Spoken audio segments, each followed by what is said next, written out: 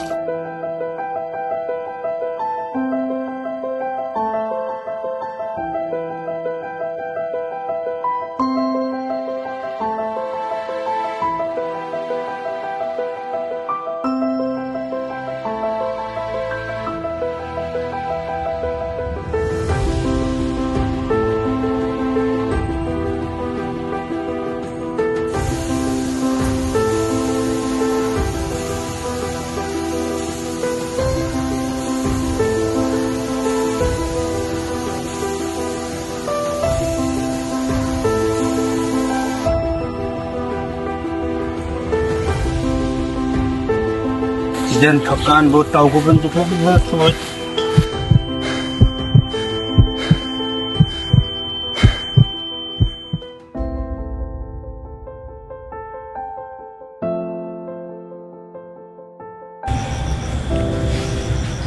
के भएर अब हिजो बारीमा विषादी हान्दै थिएँ सक्कर आएर केको लागि विषादी हो तरकारीमा विषादी हान्दै थिएँ मैले एकचोटि प्रेसर हेरौँ अन्त होला त होइन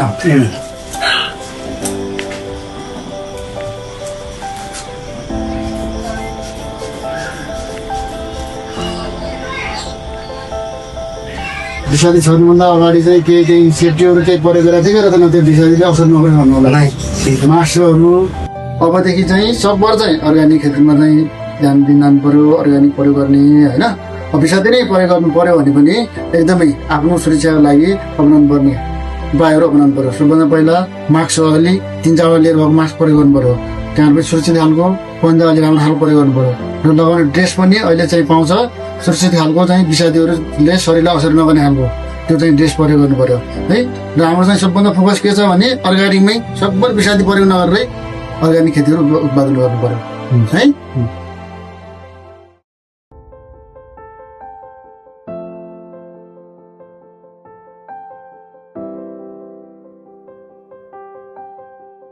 ओहो भाइ के भयो तिमी त धेरै बिरामी भयो नमस्कार नमस्कार मैले अस्ति बारीमा विषादी छरेर यहाँ अस्ति हस्पिटल बिरामबाट हस्पिटल गएर भर्खर आएर यहाँ चाहिँ रेस्टमा छु भाइ कुर्ची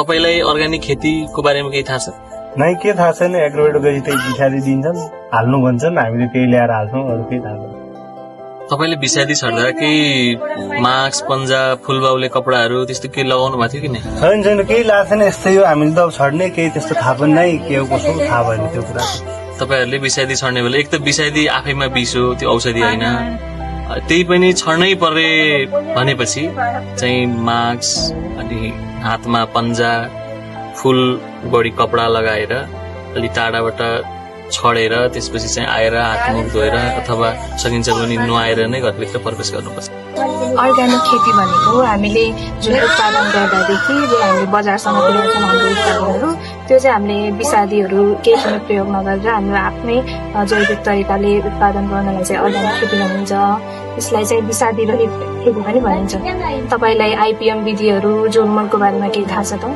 त्यस्तो केही पनि थाहा छैन यसको बारेमा तपाईलाई जस्तै आइपिएम विधि भनेको चाहिँ विभिन्न किसिमका पासोहरू तपाईले विषादी किन्न जाँदा चाहिँ एग्रोवेटमा विषादी दिनुभन्दा जस्तै मलाई अर्ग्यानिक निमको तेल दिनु अनि झोलमोल बनाउने जुन इयाम झोल पाइन्छ त्यो दिनु भनेर चाहिँ तपाईहरूले चाहिँ त्यसरी चाहिँ तपाईले अर्ग्यानिक खेती गर्न सक्नुहुन्छ र तपाईले किन्न पनि पर्दैन तपाईले आफ्नै घरमा उत्पादन उत्पादन भएको जुन गाई गोरुको मलहरू छ तिनीहरूलाई चाहिँ तपाईँले झोलमल बनाएर त्यसरी चाहिँ तपाईँले आफ्नो उत्पादनहरू बढाउन सक्नुहुन्छ।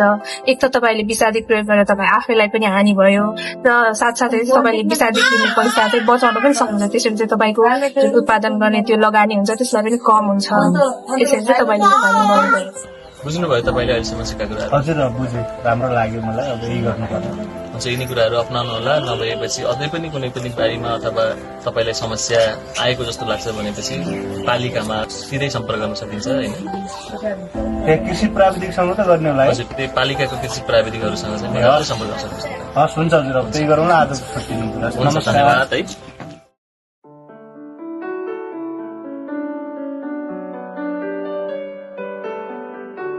यो जैविक विधि, यो प्राविधिकहरूले सिकाएको तरिकाले त यहाँ त मेरो करेला त यत्रो ठुलो फल्यो। यो उपाय ठिक रहेछ, यो तरिका ठिक रहेछ। यहाँ चाहिँ ठुलो करेला फलेको छ। अब यस्तै गर्नु पर्ला। स्वास्थ्यको लागि पनि राम्रो, माटोको लागि पनि राम्रो। यो तरकारीको उत्पादन पनि राम्रो भयो। नगरपालिकाका कृषि प्राविधिकहरूले यो विषादी नहाल्नुहोस्, अर्ग्यानिकतिर लाग्नुहोस् भनेर उहाँहरूले जो राम्रो आइडिया सिकाउनु भयो र जसले गर्दाखेरि चाहिँ उत्पादन पनि राम्रो र मान्छेको स्वास्थ्य, माटोको स्वास्थ्य र वातावरणलाई पनि राम्रो प्रभाव पर्यो। यसले गर्दा राम्रो उत्पादन पनि आयो। खुसी छु म।